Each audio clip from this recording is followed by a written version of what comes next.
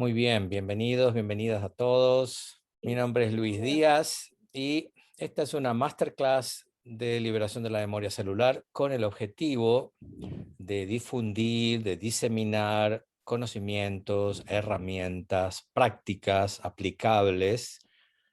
No van a encontrar mucha filosofía en estas masterclasses, ni muchas ideas interesantes que no tengan aplicación práctica.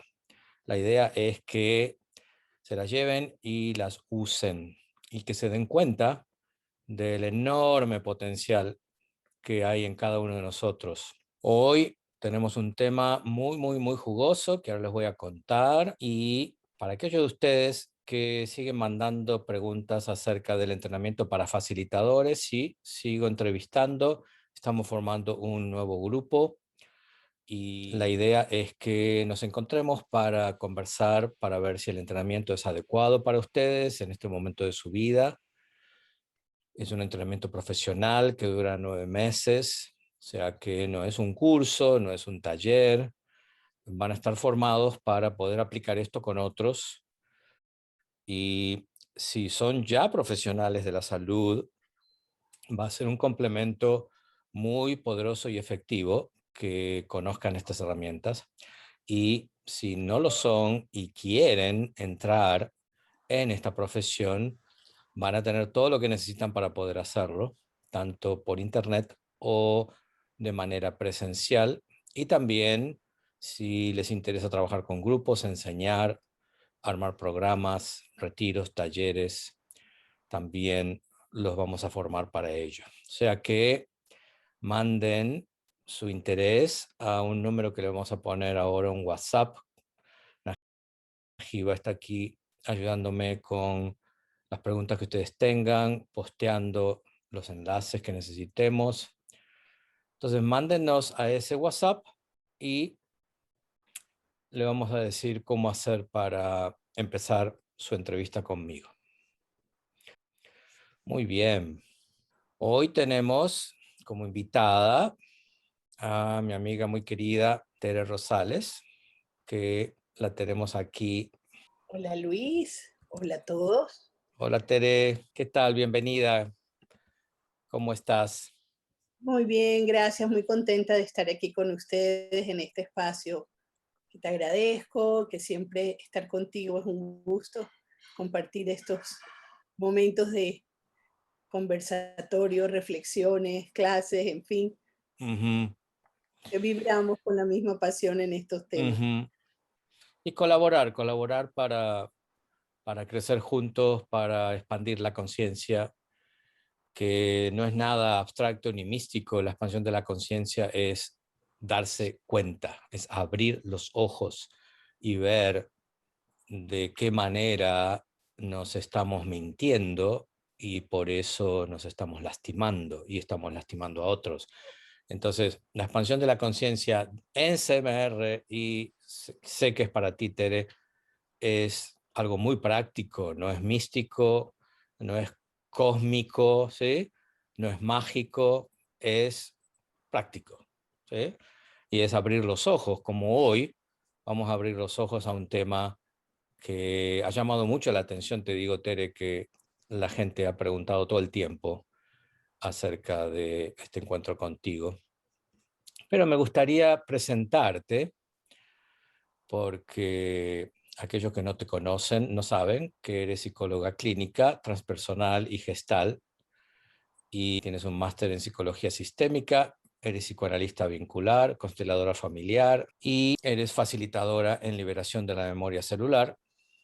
Que ¿Cuánto hace que tomaste el entrenamiento conmigo? Hace como 10 años, ¿no? Más, en el 2006, hace 15. Mira, mira, que el tiempo pasa.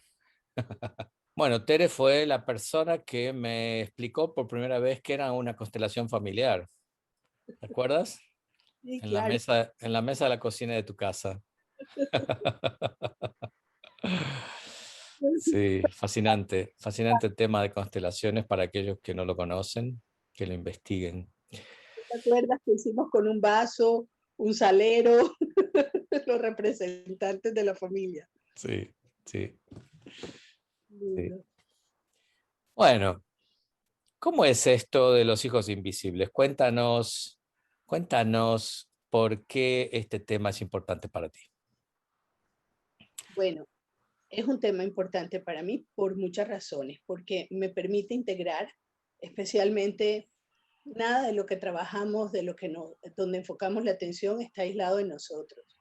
A mí me ayudó mucho a reconocer patrones de mí misma, me ayudó a darme cuenta de algunas partes de mí que estaban perdidas, cómo me resonaban con el tema de en qué yo me había vuelto invisible para mí misma. Y empecé a explorarlo y a revisarlo y a estudiarlo. Hace poco una amiga, consteladora familiar, me envió el libro de los hijos invisibles y me lo devoré porque integraba mucho de lo que veníamos trabajando y de lo que yo venía revisando. Recordé, por ejemplo, de memoria celular, el trabajo con las partes perdidas, la parte que siempre trabajamos, la integración en la gestal también, el tema de poder ir viendo las constelaciones familiares, los excluidos, pero aquí había un bonito resumen práctico, fácil para los padres, para entender en la educación cómo mucho de lo que hacemos nos hace creer que estamos en conexión con los hijos y realmente no estamos en conexión. Estamos en conexión con partes de nosotros y no estamos con la presencia total. Entonces se me junta esto con el trabajo eh, el trabajo de cómo cada uno de nosotros, desde el personaje que ha ido creando, desde el programa en el que se ha montado un guión, una historia, una narrativa, se ha olvidado de quién es en realidad y cómo nosotros vamos por la vida no expresando la verdad. Y en la medida en que más desconectados estemos de nuestra conciencia y de nuestra naturaleza, de nuestra verdad, pues creemos que estamos haciendo cosas por los hijos, pero realmente muchos niños se sienten no vistos en lo que ellos son, sino que sienten que los padres están allí como robotizados, como en automático, haciendo muchas cosas por ellos y creyendo que lo están haciendo a favor del niño. Pero entonces hay trampas del programa en las que no nos damos cuenta que realmente los niños no nos están recibiendo desde la presencia que necesitan. Por eso este tema me gusta porque nos da la posibilidad de revisarnos y darnos cuenta si realmente estamos estableciendo conexión o no, si realmente el movimiento del afectivo, el movimiento vincular se interrumpe en la relación con los hijos y esto lo podemos chequear con cierto tipo de reacciones o acciones de los niños. Eh, Ujú. Me parece esto interesante porque en la educación lo encuentro mucho en consulta también. Se lo escucha uno a los niños y uno ve a los padres desconcertados, pero si yo lo cuido, yo estoy, yo lo saco, yo lo atiendo, yo lo enseño, lo acompaño, pero el niño no lo siente. Y entonces te pregunta, bueno, pero ¿qué pasa aquí, no? Y pues sí, sí pasa, sí pasa. Hay una desconexión interna ¿A en los quién, a quién no le ha pasado eso, no? ¿A quién no le ha pasado? Que nos dicen, cuando los hijos son grandes, nos dicen cosas que uno se queda como que, ¿sí? Esa fue tu percepción, ¿no? Ahora, Tere, esto es un trabajo que tiene muchas puntas porque requiere cierto nivel de humildad de los padres, de permitirse pensar que quizás hay algo que estoy haciendo o que no estoy haciendo. Y por otro lado, el compromiso y la dedicación a aprender cómo ser mejores padres. O sea que volvemos al tema de la conciencia que hablaba al principio, ¿no? Es ser consciente, ser un padre consciente. ser ¿Sí? un consciente, superar el analfabetismo emocional del que también en otras ocasiones hemos hablado, poner, estar desde con inteligencia emocional, estar en conexión con muchísimas esferas de nosotros mismos, poner luz a nuestra propia sombra, observar en lo que pasa en el hijo aquello que también nos refleja y no solo creer que el niño es el que tiene que moverse y hacer el cambio, sino a partir de lo que vemos en los niños ver también que nos están trayendo como efecto de nosotros mismos, ¿no? Ujú. Entonces, requiere humildad, sí requiere disposición, compromiso, apertura, con nuestra propia conexión con la vida, ¿no? O sea, ponernos a nosotros en un modo vivo, no en un modo automático. Ujú. Entonces, para hacerlo práctico, ¿cuáles son los síntomas de un niño que no está siendo visto? Bueno, cuando un niño no está siendo visto, el niño va a hacer lo que sea para que el papá o la mamá lo vea. Los niños pagarían por recibir atención. Y en esto muchas veces pido disculpas incluso por el pasado, porque también como psicóloga muchas veces no me doy cuenta que a los eh, decíamos que este padre es abandónico o no es abandónico, teníamos muchos juicios al respecto y realmente la psicología en su evolución ha mostrado, o decíamos, este niño está llamando la atención, esto lo oigo mucho en los psicólogos, no le atiendas esa actitud o ese comportamiento porque está llamando la atención. Y ojo, no está llamando la atención, el niño paga porque lo atiendan, haría lo que sea para que lo atiendan. Y los papás no abandonan por abandonar, los papás dan lo mejor que pueden con lo que son. Entonces, aquí en este modo de encuentro, hijos y padres, nos vamos a dar cuenta que los niños van a traer la atención, la que necesiten, en todo lo que necesiten con su comportamiento para que sea visible para nosotros. Así que, ¿qué pasa Porque cuando es la manera en que se sienten queridos. evidentemente lo que el Ujú, niño busca es lo que buscamos todos los seres humanos? Todos ujú, estamos aquí buscando afuera el amor que llevamos dentro, hasta que ujú. realmente nos demos cuenta que nosotros somos los sintientes y que somos los que tenemos que asumir la responsabilidad de todo lo que sentimos. Y por lo tanto, si estamos en búsqueda del amor, pues necesitamos reconocerlo en nosotros mismos. Y me Ujú. acuerdo de la frase del Principito de que lo esencial es invisible a los ojos, ¿no? Nosotros todos somos energía creativa y la energía creativa es una energía expansiva y amorosa y sin embargo la negamos porque negamos nuestra propia naturaleza y nuestro ser auténtico. ¿En base a qué? En base a adaptarnos al programa relacional que establecemos desde temprana edad o de continuar con los patrones que vienen ya sea de la cultura, ya sea de la familia de origen, en fin, todas estas variables van llevando a que de una u otra manera vayamos teniendo respuestas o reacciones comportamentales basadas en algo más que no somos, en un personaje que creamos. Pongámoslo como eso. Me encanta cuando lo miro del personaje. Tenemos películas, tenemos guiones y esos guiones los vamos a representar. Entonces, ¿cómo puedo yo darme cuenta que un niño se está sintiendo que no está siendo visto? Por el guión que me muestra. Me siento a ver la película, pero eso me requiere que yo tenga la atención puesta en qué hace el niño, en darme cuenta exactamente qué quieren decir sus reacciones y sus acciones. Usualmente las calificamos de buenas o de malas porque estamos inmersos en juicios, entonces estamos diciendo ese niño está bien portado, mal portado, hace caso, no hace caso, es egoísta, no comparte con los hermanos, es problemático, es rebelde. Todos esos rótulos y etiquetas que les ponemos a los niños son simplemente comportamientos que nos están mostrando a nosotros como si fueran un espejo aquello que sienten que no están, de lo que están carentes o que están requiriendo de nosotros. O sea Entonces, que de lo que se trata es de empezar a mirarlos con ojos nuevos. totalmente. Ujú. Y con menos juicios, ¿no? Y con menos juicios, empezar a prestar más atención a sus necesidades, a darnos cuenta exactamente qué es lo que el niño está necesitando, qué es lo que el niño de alguna manera requiere.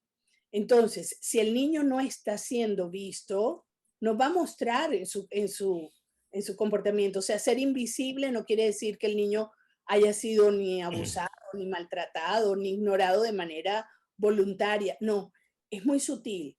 Es que el niño sienta que su necesidad, que su validez no está siendo dada por la familia. Yo recuerdo, y lo voy a compartir, cuando era pequeña tenía unos primos que eran muy poquito menor que yo y eran de estos chicos que todo lo que agarraban lo trataban de investigar y lo rompían, ¿no? Entonces yo tenía una muñeca que me encantaba. Ellos llegaban de visita y cogían y le quitaban la cabeza, los brazos y las piernas y descuartizaban mi muñeca. Y tenía unos 5 o 6 años, entonces me ponía a llorar. y decía, Memo, me dañaron mi muñeca. Y mi papá me miraba y me decía, ellos son la visita, no lloras. Los dejas hacer lo que quieran, no lloras porque a la visita no se les reclama, Mira. ¿vale? Y yo me tenía que tragar mi tristeza por mi muñeca descuartizada, porque yo era la que tenía que atender a la visita. Nadie le decía a mis primos, oye, es su muñeca, eh, cuídasela, ella está protegiendo a su muñeca, como decir, era mi bebé que yo protegía y de hecho de allí vienen muchos de los aprendizajes luego para poder cuidar de los bebés y de los niños. Aquí no, aquí le estaban permitiendo que los reventaran. Entonces, mi sentir no era visto, no era reconocido. Y mi papá no lo hacía por mal, él creía que me estaba educando, él creía que eso era una manera de hacerme gentil, de enseñarme a ser una buena anfitriona, pero lo que yo sentía y lo que la niña sentía era realmente un abuso, era realmente maltrato a lo que yo quería, ¿no?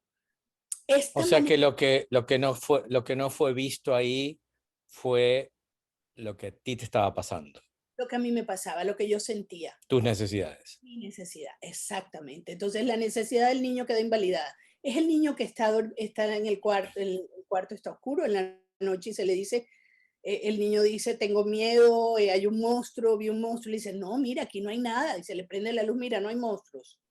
Eso no, no hay ningún monstruo. Muy El niño común. dice, tengo miedo, solo está diciendo tengo miedo y lo que necesita es que uno se acerque y lo calme y le diga vamos a respirar juntos, vamos a calmar, no sé qué tienes miedo y que se le acompañe a traducir, que se le acompañe a darse cuenta de que hay algo más. Es el niño que está cansado y contesta duro, contesta fuerte y puede tener una reacción y se le dice, hazme el favor y respetas y deja de hablar así o lo que sea, en lugar de decirle, amor, veo que estás cansado, vamos a dormir o vamos a descansar. Este tipo de manejos que tenemos para educar y formar hacen que el niño no sienta que su necesidad y su verdad y su sentir están siendo tenidos en cuenta y validados. Entonces vamos pasando por una serie de invalidaciones que nos llevan a muchísimas reacciones. Y las reacciones son bastante fuertes y significativas. A ver, cuéntanos algunos ejemplos. Te cuento algunos ejemplos. Mira, por ejemplo, una reacción puede ser, me convierto, empiezo a compensar y a tener que autoexigirme, a portarme demasiado bien, a hacer mucho, a tener que ser La mejor, la perfecta. perfecta, la exigencia plena, nunca va a ser suficiente lo que logre, porque siempre tengo que lograr más. ¿Y esto para qué? Para ser visto. Entonces es el niño que se mata por ser el mejor bailarín, la mejor estudiante, la más top en lo que hace, la mejor patinadora, para que los papás la vean, para que los papás también de una u otra manera se sientan orgullosos, le den importancia o a muchísimos niveles. Buscamos complacer aquello que consideramos que va a captar la atención del padre Claro. de un sobreesfuerzo. Entonces, estos niños al final sufren y al final se convierten en adultos demasiado rígidos consigo mismos, con demasiado juicios en todo lo que hacen, insatisfechos, con demasiada presión, con niveles de estrés muy altos. O sea, si nosotros miramos la cosa, Ansiosos, depresivos. obsesivos, el tener que lograr, compulsivos en sus acciones. O sea, es un patrón muy fuerte con sobrecarga. Entonces, esto es una de las formas como podemos ver a que los niños buscan esta necesidad de ser vistos. O bueno, les decimos a los niños que tienen que ser superhéroes, tienen que hacerlo súper bien. Luego hay un otro nivel que es un nivel bastante fuerte, que es el nivel, por ejemplo, del sociópata. O sea, el sociópata es el que no tiene empatía por nadie porque no se aprende a relacionar, no se vincula. Entonces no se vincula con la vida, no se vincula con nadie, no tiene aprecio por otro. Solamente está viendo cómo logra poder, cómo logra hacer lo que quiere y tener control. Porque lo que tiene es una reacción opuesta. Sale al mundo y dice, no me ven, bueno, mírenme porque aquí yo estoy con todo el poder para lograr lo que yo quiera y me llevo en banda todo porque no me importa. Entonces no hay empatía. No tienen remordimiento de lo que hacen porque lo que están tratando es de expresar su enojo, su rabia, su inconformidad. necesidad de alguna forma de oponerse al tener que oponerse a la autoridad, oponerse a quienes tienen el poder en ese momento, que son los padres. Se vuelven personas que buscan sensaciones muy intensas, eh, carecen de compasión, no son tan, se deshumanizan mucho, no respetan las normas, desafían la autoridad, les cuesta adaptarse, son personas que tienen, muy fácilmente se ofenden y se molestan y se sienten víctimas porque no aprenden a que las cosas tienen una consecuencia. Entonces, si uno no les complace, se desbordan en frustración y molestia porque exigen y demandan, porque creen que todo lo merecen. O sea, se vuelven personas que necesitan ser demasiado especiales, demasiado importantes, pero poco responsables, poco conscientes, poco empáticos, con niveles de impulsividad muy altos. Podríamos decir, y aquí me atrevo a decir, que muchas de las figuras que a veces vemos generando eh, en áreas de poder, sin ningún filtro de Ujú, respeto, han pasado por aquí. ujú, De alguna manera, ojo que esto tiene grados y niveles. claro. Cuando hablamos de la palabra sociópata, no lo pensemos solo en el que está pues, al nivel más alto del patrón, ¿no? Sino también de rasgos. Podemos tener Ujú.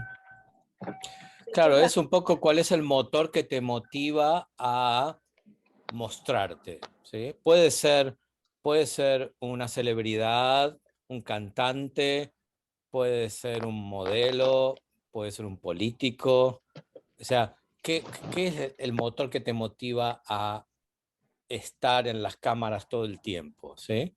Puede ser un motor artístico, creativo, o Ay, buscar el beneficio y contribuir al bien de la sociedad, o puede ser que lo que necesito es que me miren todo el tiempo, que me reconozcan todo el tiempo, que digan qué hermoso que soy, o qué inteligente que soy, o qué poderoso que soy, o cuánto dinero que tengo.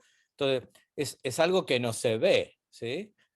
O sea, nosotros no sabemos, lo que vemos es alguien que está todo el tiempo siendo visto, ¿sí? Pero en realidad es el hambre de ser visto. Exacto, pero este ser visto sin conciencia del otro.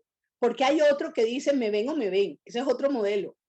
El que Mm, dice me ven o me ven y son escandalosos, exhibicionistas, buscan superioridad, se sienten libres, hedonistas, mejores, ¿sabes? O sea, seducen, lo hacen a través más de la manipulación, pero el que lo hace desde el rasgo sociópata es el que lo hace sin cero conciencia del otro. Me puedo volar la escuadra y no importa porque soy yo, ¿entiendes? Y entonces no importa si me atropellan, pero me ven. Ahora, Tere, me imagino también que está el que no ha sido visto y se convierte en un adulto que se esconde porque se acostumbró al patrón de no ser visto. Ese es otro modelo, que sería el invisible. O sea, aquí podríamos hablar de 4 grandes paquetes, ¿verdad? Ajá. Estaríamos hablando, en primer lugar, el que se convierte en el superhéroe, el super wow, super especial. El otro, el que se convierte en este que no se adapta a la sociedad y al otro y no sabe cómo conectarse con el otro, simplemente lo hace a través del poder y el control y no tiene culpas ni empatía. El otro, que es el que se impone a ser visto exhibiéndose. Y el último rasgo, el grupo, digamos, serían los invisibles, que pueden ser de dos maneras. O el invisible para el mundo, este se esconde del mundo, se aparta de los demás, se mete en la cueva, busca a través del aislamiento y de la retracción el no ser parte de.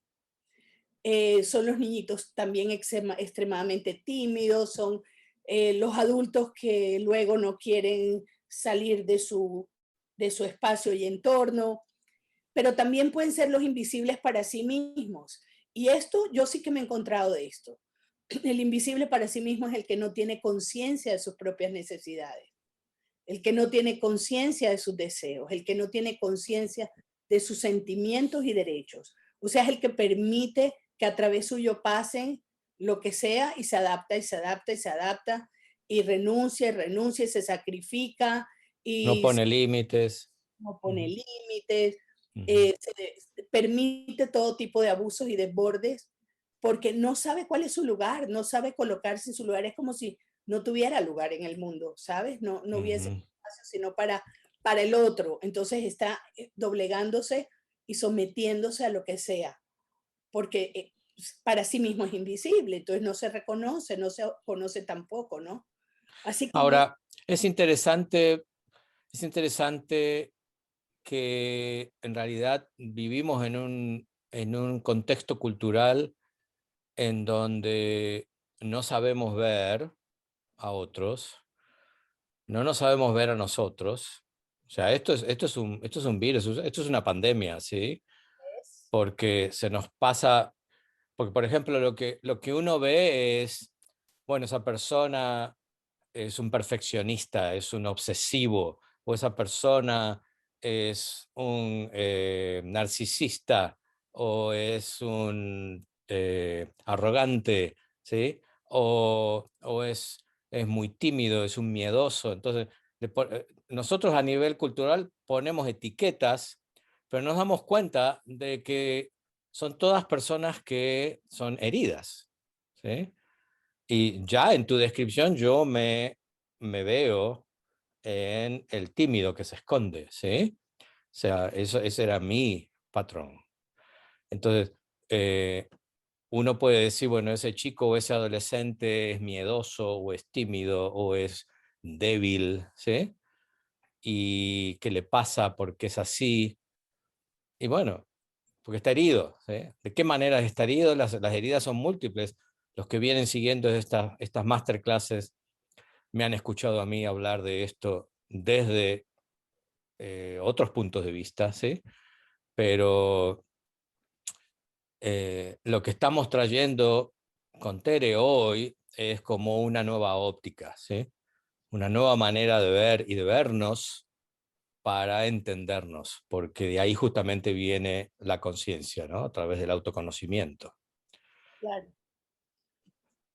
sí, Entonces, ¿qué, cuál es tu sugerencia? ¿Cuál sería el primer paso? Pues aquí tenemos dos frentes. Tenemos, si estoy sufriendo yo el no ser visto, que por lo tanto, si me siento no visto es porque yo no me veo tampoco, ¿sí? O sea, es una proyección también. Aprendí a no ser visto, por lo tanto no me veo. No veo mis necesidades, no veo quién soy, qué es importante para mí, por lo tanto no pongo límites, por lo tanto soy el payaso del grupo o el perfeccionista que lo quiere hacer todo correcto y perfecto, etcétera, etcétera. El tema es, ¿cuál es el primer paso que tú sugerirías a alguien que se da cuenta, ok, estoy viviendo esto me afecta? mira, es para mí lo más importante en este paso del darme cuenta es el empezar a hacer el trabajo de conectarme a lo que siento, la práctica de presencia, ¿sabes? El empezar a mirarme a mí mismo, eh, a explorarme a través del sentir. Esto lo hemos hablado muchas veces y yo creo que es el primer paso para salir del cuerpo del dolor. Pero me quiero ir un poquito a lo sistémico, Luis, porque esto lo quiero, mucho de esto sé que lo trabajamos en memoria celular, de hecho está cuando trabajamos con las partes perdidas de uno mismo a través del niño interior, pero me quiero ir un poquito más a lo sistémico porque es que lo que voy encontrando es que generalmente venimos de padres que están desconectados de sus padres, que como Bergelinger nos mostraba, hay un movimiento afectivo que se interrumpe en el camino. Cuando ese movimiento afectivo se interrumpe, es como ser un celular que no tiene chip. Tenemos el paquete, el hardware está, ¿sabes? Está allí, pero no, el sistema operativo no funciona, no está en conexión. Entonces, primero yo diría que tenemos que mirar dónde se perdió la conectividad, si se perdió en mí o si viene desde mi sistema familiar, porque a veces puede ser que sea de mi historia personal, por un trauma, por una situación, una condición, por ejemplo, una mamá que va a la clínica muy pequeño el bebé y lo tiene que dejar con otros, este tipo de situaciones de separación temprana que podemos ver cómo es de diferente, si la sensación de invisibilidad o el movimiento se interrumpe en los bebés o si se interrumpe en la infancia o en la adolescencia, tiene diferentes connotaciones, pero cada uno de nosotros va a tener en algún punto que poner luz a un momento de invisibilidad. Y el personaje que vamos creando va a ser diferente, depende del punto donde la herida está, del momento en que la herida o la vivencia se tiene, la experiencia nos marca. Entonces, si yo sé que como hija recibí de mi mamá muchísimo, pero mi mamá no tenía conexión con su propia emocionalidad, sino que estaba en función de la emocionalidad de su pareja o de sus hijos o de otras personas, lo primero que necesito es ver cómo me integro yo a reconocer con ella, volver a imaginarme que vuelvo a ella, volver a imaginarme cómo puedo sentir más pequeña frente a mamá. Porque usualmente el hijo que tiene una desconexión hacia la madre o hacia el padre se siente más grande que el padre o la madre. Y Mm, entonces se vuelve muy juez, o se vuelve muy demandante, o se vuelve muy dependiente. Entonces mi primer tema tiene que ser gestionar cómo reconcilio e integro mi experiencia relacional con mis padres. Y luego pararme en mi lugar. Y cuando me paro en mi lugar, empezar a rastrear lo que estoy sintiendo. Y aquí viene el cuerpo como primer recurso, observar, hacer presencia en el cuerpo y atender el cuerpo. Necesito volver allí. Volver para darme cuenta exactamente de cuál es el programa que está rigiendo en el momento con lo que voy sintiendo. Y de esa manera puedo yo mismo empezar a atender y hacerme visible. Porque el gran problema es que de esto se crea el patrón de que uno mismo se desconecta de su propia fuente y de su propia energía y por lo tanto empieza a retraerse, a contraerse y a tener relaciones con los demás y con uno mismo bastante difíciles y contraídas y con muchísimo dolor. Entonces el tema es cómo me vuelvo a integrar. Y para integrarme tengo que empezar a recoger todas esas partes y llegar a darme cuenta que al final soy yo el que tiene que hacer el trabajo y la gestión. Ya no importa la historia, ya no es por mi hijo, porque es que hay miles de maneras de estarlo viendo a través del niño. Yo creo que el gran regalo que los hijos nos hacen es que son ese espejo en que podemos mirarnos nosotros para ver exactamente qué es lo que tenemos que atender en nosotros. Y usualmente creemos que tenemos que atender es en los niños las cosas ujú. y los síntomas y es en nosotros. Entonces, de alguna manera, si estoy viendo que en mi niño hay situaciones que me están trayendo dificultades, tengo que empezar a revisar si yo experimenté la sensación de equidad con mis padres, de equilibrio, si pude lograr el no, por ejemplo, si pude aprender a decir no, incluso ante mis padres, o si simplemente todo lo acogí y me sometí por miedo. Ujú. De alguna manera reconocer qué pasos di, a qué les di valor, porque a veces no le doy valor a nada de lo que voy en el camino andando, ¿no? Entonces, porque estoy siempre en ese mañana amenazante y teniendo que trabajar para un mañana porque en el pasado nunca encontré que hay algo que valga de mí o en el presente no estoy. Ver cómo de alguna manera, qué capacidad de disfrute tengo, ¿no? Entonces, para sanar necesito verme a mí mismo, rescatar todas mis partes y mi niño y colocarme en un lugar desde el cual pueda disfrutar y acompañar para que mis hijos sí tengan verdaderamente presencia en mí. La presencia empieza por ponerme yo el chip. Ujú. Que yo tengo instalado el chip, ya yo puedo puedo entregarme al niño. Bien. De acuerdo Bueno, ya hemos, a la necesidad del niño también, Luis, la vamos a ver de acuerdo a la etapa, ¿vale? ujú, sí. Ok. Eh, me gustaría que las personas que están presentes, que están escuchando, que nos cuenten cómo está haciendo esto para ustedes, si han visto algo que les ha servido, si se consideran ustedes que no han sido vistos, o si son padres y tienen niños, si han visto algo de lo que están haciendo en la relación con sus hijos. Ahora vamos a profundizar más en ello. Y justamente con Tere estamos planeando hacer un programa para ayudar y apoyar a padres, maestros, abuelos, personas que tienen hijos, niños a cargo, para, para que nos demos cuenta, ¿no? Para que nos demos cuenta, para que dejemos de hacer lo que no funciona, ¿sí? Y, y que empoderemos a estos niños de manera que no tengan que vivir en un terapeuta o visitar un psicólogo cuando sean adultos, ¿sí? Aunque nos saquen clientes o consultantes en el futuro, en realidad si vamos a hacer un cambio real en la humanidad, es un cambio que tiene que suceder en los niños y en los jóvenes, ¿sí?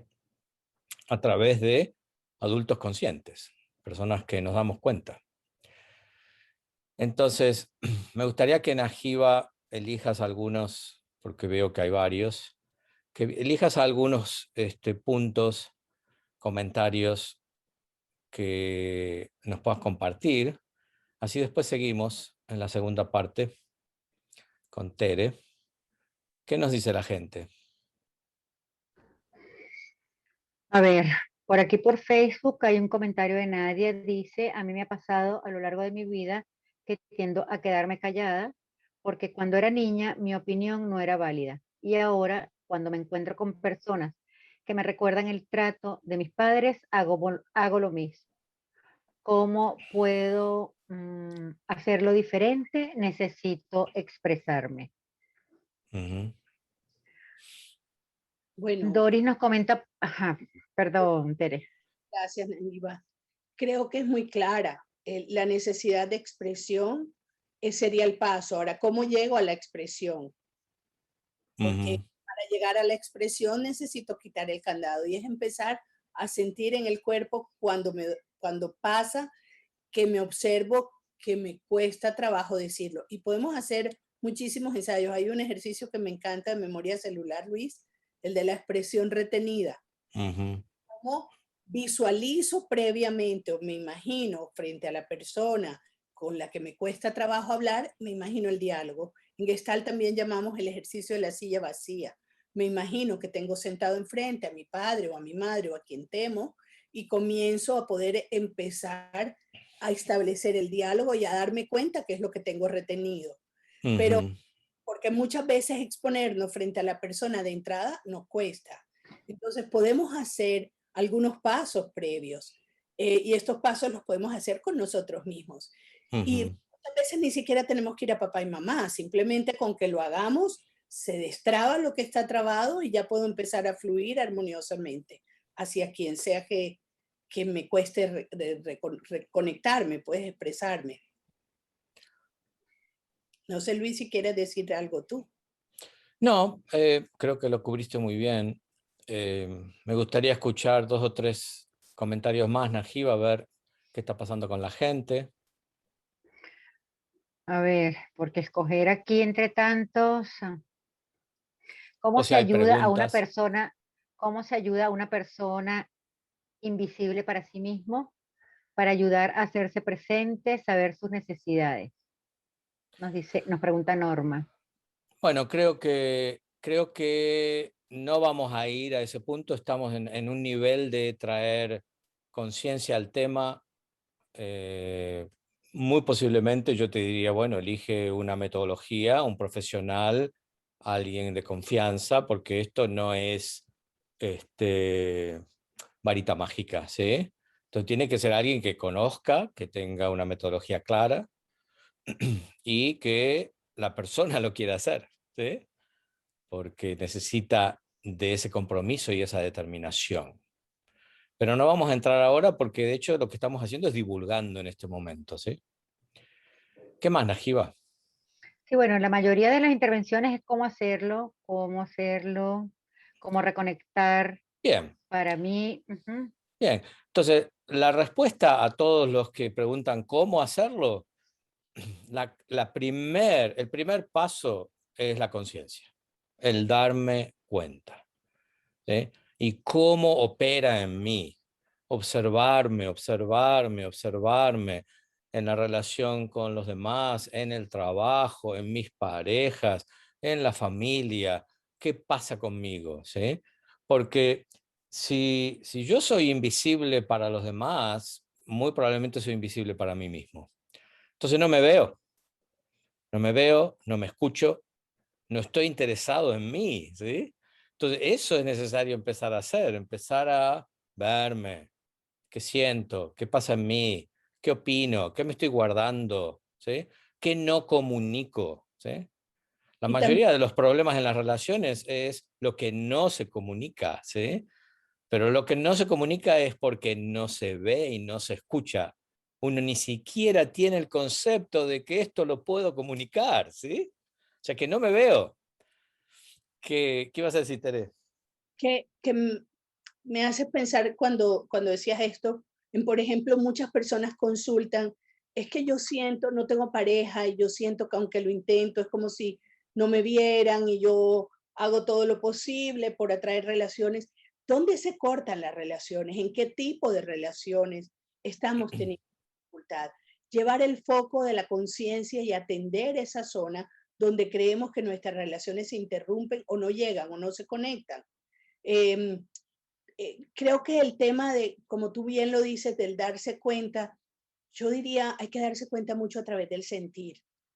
Para mí el foco de atención en lo que estoy sintiendo ahora, qué estoy sintiendo ahora, qué estoy sintiendo ahora, ese rastreo, ese scan permanente que me está llevando, porque allí me voy pillando, qué es lo que voy, qué es lo que me está surgiendo y luego también viene la falsa creencia o el pensamiento que es como una gran cadena que se une a otro pensamiento y que me lleva como patrón mental, pero saber que esto al final lo estoy viviendo yo y lo estoy percibiendo yo. Entonces, la única manera de hacer un cambio es que lo siente y me dé cuenta. Siento tensión con mi hijo, me siento que el niño no está compitiendo con el hermano.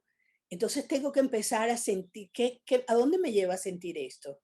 Porque hay muchos caminos. O el hijo está repitiendo un patrón que yo también viví con mis hermanos y de manera inconsciente se está conectando conmigo con ese patrón de identificación que traemos en mi sistema, o yo no estoy siendo un padre que dé equidad y que les haga sentir que todos tienen un buen lugar y un mismo lugar, entonces están peleando por el lugar. Entonces tendría que observar en mí qué siento, qué me frustra, qué me enoja con el chico. Eh, Ahorita veía que alguien decía la calidad de la relación, también la cantidad. ¿Qué tanto de verdad estoy yo aquí, ahora, presente, en calidad, pero en cantidad? ¿Qué tan frecuente estamos conversando? ¿Qué tan frecuente estamos jugando? ¿Qué tan frecuente realmente estoy para lo que el chico necesita? Porque es diferente. Un chico de 10 meses, en el primer año y medio, lo que necesita es de la mamá con su seno o con nutriéndolo, acogiéndolo, permitiéndole seguridad y confianza, atendiendo su llanto. Y a veces un llanto de un niño por mucho tiempo le genera una frustración profunda y se desconecta y se cierra y dice, aquí no me atienden y me hieren y ya me desconecto, ¿no? Y ya no vuelvo a confiar. Entonces, ¿qué modalidades uso con el bebé? Porque también nos enseñan, déjalo llorar en la cuna para que no se malcríe. No, de los 0 a los 18 meses, a los 24 meses no es edad de criarlos, no es edad de hábitos, es edad de conexión. Allí está toda Mm, esta fuente de poder generar esa conexión porque es un ser vulnerable y dependiente totalmente. Entonces, mm, si yo soy consciente de su vulnerabilidad, es porque también soy consciente de mi vulnerabilidad. Pero si para mí lo importante es ser bien portada, lo más seguro es que espere como a mi hijo lo hago ser bien portado y le pongo condiciones para que aprenda a portarse bien desde que está en la cuna. ujú. Es Qué totalmente importante eso. Y eso claro, tiene que ver con no ser visto, ¿no? claro. Como ese bebé no lo estoy viendo. No estoy viendo qué es lo que necesita. O sea que aquí lo que es importante para los que preguntan cómo, es reentrenarse, reeducarse, ¿sí? De ahí que es tan importante que participen en eventos como este, cuando armemos el programa que tenemos pensado con Tere, vengan, participen, sean parte, ¿sí? Y pónganse a practicar, porque esto tiene que ser práctico. Y acá no se trata de cambiar al niño, ¿sí? Sino que se trata de cambiar la calidad de la conexión con el niño. Pero para eso yo tengo que hacer un trabajo conmigo mismo. Luis, y sabes que ayer tuve una experiencia con un papá que me decía, es que es un hombre ya mayor que tiene una niña muy pequeñita, como infante, y me decía, yo decidí tener esta hija porque ya los otros están más grandes y casi nunca están en la casa. Entonces mi mujer y yo nos quedábamos solos. Mm. Y yo además que es una pareja nueva, entonces ella es joven, entonces me decía, además para que ella entienda lo que significa tener hijos porque peleaba mucho con mis hijos grandes, para que vea lo que a uno le duele eso con los hijos. O sea que Y ya el bebé no está siendo visto. ya no es visto, es No, invisible, no porque tiene nada que ver con él, ¿sí? no está un hijo para servirle, para acogerlo, para dar, sino para recibir de él, ¿vale? Y esto lo pongo de ejemplo porque esto es muy frecuente. Le pongo el Sí. nombre del hijo que se murió antes o del hermano de mi hermano que quise y amé. Y entonces cuando le sobrepongo este nombre, cada vez que lo llamo, es como si estuviera volviendo al otro, al que fue primero y no al que es ahora. Ujú. Este tipo de cosas, de sobreposición de lugares, lo que me motiva a tener un hijo. Claro. ¿Para qué un hijo? Para no estar sola en la vejez. No es que yo no me he casado, pero yo quiero tener un hijo porque yo quiero que al final de mi vida, por lo menos con los hijos, uno tiene, ¿sabes? Alguien, Sí. uno, todas estas razones y motivaciones. Es un objeto. Sí. El niño es un objeto. El niño Ujú. termina siendo usado. Entonces no es visto. Ahora, yo quiero que mi hijo que tenga aquello que yo no tuve. Esto es tan frecuente. Yo quiero darle lo mejor porque yo quiero que él logre lo que yo no logré. Ya de entrada no lo hago por él, lo hago por mí, Ujú. ¿sabes? Para darle un mejor futuro, el futuro que yo no tuve. Óiganse esta frase, son frases que tenemos diálogos allí en nuestro interior, ¿no? Yo sufrí mucho en mi familia, entonces ahora quiero que en este hogar mis hijos no sufran porque yo sufrí. Usualmente vamos a enfrentar sufrimiento porque ya viene, ya no he aceptado e integrado mi propio sufrimiento. Lo estoy Ujú. buscando compensar en mi hijo. Y eso quiere decir que yo fui invisible, que yo estoy buscando compensar, porque el mecanismo de compensación es un mecanismo muy común en las personas que han sido invisibles. Ujú. Necesitan llenarse de alguna Mira, yo manera. tuve una cena con una amiga hace 3 días y ella está teniendo problemas con una hija adulta de 35 años que le ha dejado de hablar. Y esta amiga es psicóloga de muchos años y me decía, yo le di todo, la cuidé entre algodones toda la vida. Fui una madre topadora y una madre helicóptero, ¿sí? ¿Qué es esto? La topadora es la que le abre camino, que no haya obstáculos para el niño, para el adolescente. Y la helicóptero es la que mira todo el tiempo, supervisa, supervisa, supervisa, supervisa, a ver qué está pasando, a dónde va, a dónde viene, cómo se siente, está feliz, está contenta, ¿sí? Y, y ahora tiene esta relación con esta hija que no le perdona nada. No hay un paso que ella dé que la hija esté contenta con eso. Entonces, es con la mejor intención, mi amiga trató de darle lo mejor, que es lo contrario a lo que le hicieron a ella. A ella la criticaban, a ella la abandonaron, ¿sí? Tuvo un montón de necesidades y carencias. Entonces ella quiso darle a la hija todo lo que ella no tuvo, ¿sí? Y, y es el padre o la madre que no importa lo que el hijo le haga, es perfecto, está excelente, es lo mejor, ¿sí? Entonces el chico se acostumbra a que la vida es eso. No hay obstáculos, no puede haber obstáculos, ¿sí? Todo es perfecto, todo es hermoso, todo es positivo y claro, salen a la vida totalmente desempoderados Y hay porque algo, esperan que los traten así, ¿sí? sí, pero ahí hay algo más también. y es que como yo no quiero, yo quiero hacer lo contrario, si yo fui abandonada, yo sobreprotejo, ambas, la sobreprotección y el abandono generan el mismo resultado. El hijo va a sentir exactamente lo mismo. O sea que ahora que yo sobreprotejo, mi hijo va a quedar con exactamente el mismo vacío emocional que yo tuve con el abandono. Entonces, al final, los polos traen exactamente el mismo resultado porque no hay equilibrio. Entonces, no es que tanto hice por mi hijo, es que de alguna manera lo hice para compensarme yo y mi hijo sintió el mismo abandono que sentí yo. Claro, porque no se trataba de la hija, se trataba de ella. Se trataba de ella. Claro. Entonces, fíjate que Eric Fromm dice en esto, dice que hay 5 necesidades que todos los seres humanos necesitaríamos poder gestionar y tomar, ¿verdad? Y tener integradas. Allí habla de la necesidad de relación. Evidente, todo está en relación.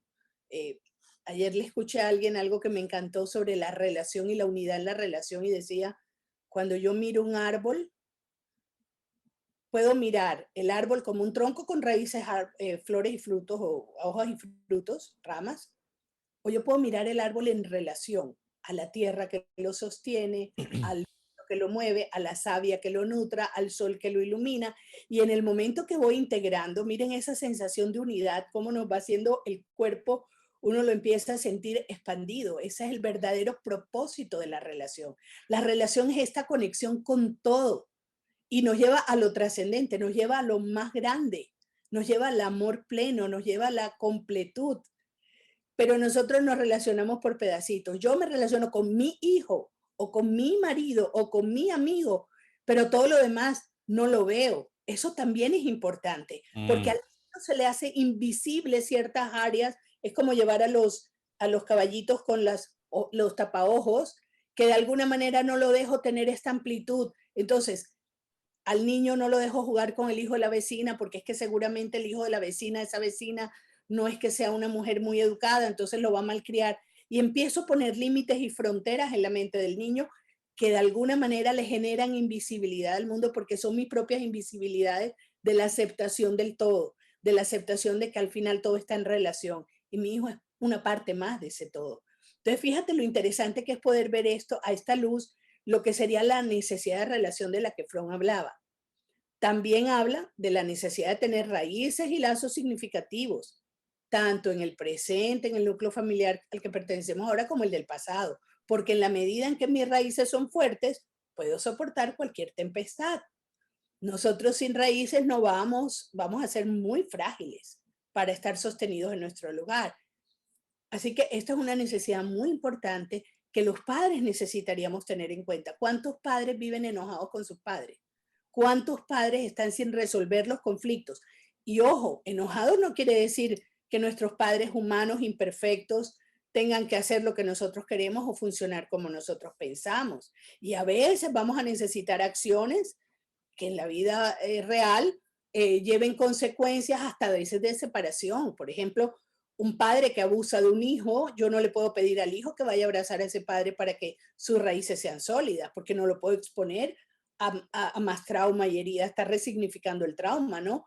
Ese hijo necesitará estar alejado como relación externa, pero en su alma tiene que agradecer la vida que ese padre le dio y llevarlo con la sensación de que pertenece a ese sistema y sentirse conectado a ese sistema. Entonces, fíjate que esto es muy importante también verlo porque en la invisibilidad muchas veces queremos que los niños se lleven bien con personas que de alguna forma no les generan sensaciones de amabilidad y no lo saben sostener, sino que lo rompen. Entonces se sienten desprotegidos porque no hay, yo no le puedo obligar a mi hijo que esté recibiendo con los brazos abiertos al papá que llega borracho gritando, que lo que hace es que lo asusta, el niño se va y no le puedo decir venga a saludar a su papá, porque yo generándole un mayor trauma por ser un testigo que no se mueve hacia él, sino hacia proteger al padre, lo haría más invisible cada vez. Claro, claro. Y muchos casos de niños o niñas que pasan por abuso sexual y no dicen nada, es porque fueron entrenados a que tienen que abrazar al tío o a la tía que no quieren abrazar, o que tienen que besar a fulano o mengano. O sea, fueron entrenados a no poner límites al toque de su cuerpo, ¿sí? Entonces, mi cuerpo lo puede tocar y abrazar y me puede besar cualquiera, aunque yo no quiera, lo pueden hacer. Entonces, se encuentran en situaciones que se callan por años y años y años, en lugar de reaccionar en el momento, pegarle un palazo a quien sea que lo esté tocando, ¿sí? No permitir, a mí no me vas a tocar si yo no quiero, ¿sí? Pero si tú entrenas a tu niño a que bese y abrace a un pariente que no quiere, bueno, por supuesto que lo estás desempoderando, ¿no? Y estás haciendo invisible lo que la reacción del niño. No estás viendo lo que el niño está Claro. queriendo decir con su comportamiento y su reacción. Para mí el punto sutil del tema de hijos invisibles es ese. ¿Por cuántas veces dejo de ver yo esa necesidad que el niño tiene? Porque simplemente estoy buscando a conductarlo y en aras de una buena educación no veo las señales que el niño me presenta. Si el niño rechaza a alguien de la familia, yo me tengo que preguntar por qué y no lo puedo obligar a que sea educado y que sepa portarse bien con esa persona. ¿Ves? Entonces, Ujú. en el sistema familiar como en el campo relacional, tengo que tener mi observador atento para poder realmente estar dándome cuenta de lo que pasa con el niño. Pero para eso he necesitado poder estar en conexión con mis sombras, porque si yo tengo una historia de abuso, si yo tengo una historia de obligatoriedad al afecto y de tener que someterme y sobreadaptarme a la necesidad de los demás y no a la mía, y a no poder decir no, probablemente no voy a poder hacerlo con mi hijo, Claro. porque yo no lo tengo, entonces Porque no tengo esa conciencia. Ujú. yo no puedo dar lo Bueno, que... este es un tema que da mucha tela para cortar. Creo que tenemos que volver a encontrarnos, continuar, porque la gente está escribiendo mucho, hay muchos comentarios, preguntas. Mándennos lo que quieran a nuestro WhatsApp, que ahora se lo vamos a poner de nuevo. Y aquellos que tengan interés en explorar la metodología de liberación de la memoria celular para ustedes mismos o para otros, avísennos, cuéntenos, le vamos a decir cómo lo pueden hacer. O si quieren tomar contacto con Tere Rosales, Tere, anota tu email o tu WhatsApp para que se contacten contigo. Nos tienen como recurso, úsennos, lo que podamos hacer, lo vamos a hacer. Si no sabemos algo, se lo vamos a decir. La idea es apoyarnos, es como cuando estamos en grupo subiendo una montaña, nos damos de la mano y vamos subiendo. Los que tienen más experiencia van adelante y los que tienen menos experiencia van detrás, ¿sí? Najiba, ¿algo más? Así es. ¿Estamos listos? Estamos listos. Estoy colocando los datos de Tere por Facebook, que también nos están preguntando. Vale. Excelente. Ay, aquí me están pidiendo que complete las 5 necesidades. Voy a mencionar las 3 que faltaron ya Dale. para la persona que lo pregunta. Entonces hablé de la necesidad de relación, hablé de la necesidad de tener raíces y lazos. Está la necesidad de tener estructura, por lo tanto, los límites entrarían en este capítulo, porque con eso puedo darle sentido y propósito a lo que vivo y saber moverme en el mundo, ¿verdad? Eh, tener sentido de identidad, saber quién soy, ese quién, ¿no? Esa es una pregunta sustancial, esa me encanta, el quién soy y el poder ir allí a explorar. Y por último está la necesidad de trascendencia, o sea, ese llamado interior a que yo sirva, me exprese, que ponga mis talentos al servicio de algo más grande para que mi vida tenga un significado que me llene el alma, digamos, que pueda experimentarme plena. Entonces, digamos que esas Ujú. serían las 5 necesidades. El, hay que revisar cómo se le bloquea llegar a estas 5 necesidades a satisfacción, porque, bueno, son bloqueos que quedan en el camino. Eh, me encanta la idea de invisibilidad con el tema de imaginarme una luz puesta sobre algo que tiene muchos parches oscuros y cómo puedo ir alumbrando cada uno de esos, cómo voy dejando que se conecten, ¿no? Que se vaya Ujú. iluminando cada partecita que está fragmentada y rota para que se pueda integrar. y en la medida en que somos invisibles, quiere decir, no estamos viendo. Bert Hellinger lo llamaba lo excluido. Y él Claro. decía que lo excluido era la causa de todos los síntomas a todos los niveles. Absolutamente. Bien, bueno, si hemos podido colaborar en que algún punto oscuro se aclarezca en la vida de ustedes, en la relación con ustedes mismos, la relación con sus hijos, con sus padres, esa es la idea, que de a poquito vayamos moviendo esa luz y podamos ver los recovecos, ¿sí? Nos vemos entonces el miércoles que viene, como todos los miércoles, a la misma hora, en donde vamos a tener otra masterclass que ya les vamos a anunciar. Regístrense a las masterclasses futuras, así reciben los emails y los comentarios nuestros. Y con Tere vamos a seguir armando este programa, que hay mucha necesidad y por lo que hemos visto, hay mucha gente que estaría dispuesta a tomarlo. Así que ya le vamos a avisar, le vamos a dar fechas. Como siempre, Tere, un gran gusto tenerte. Sabes que siempre estás aquí. Gracias a ti, Luis, de verdad, gracias a todos por estar y por sacar el espacio para compartir. Con una semillita de luz en un puntico que hayamos dejado, valió la pena. Siempre vale Claro la que pena. sí, esa es la idea. Gracias, Najiba, por tu apoyo, como siempre, muy valioso. Un abrazo a cada uno de ustedes, a las preguntas, a los Chao, muchachos. comentarios. Gracias, Luis. Seguimos. Gracias, Tere. Gracias, Najiba. Nos Chao, vemos chao. a tardes. ustedes. Chao, chao, chao. Gracias a todos. Muchas Felicidades. gracias. Gracias.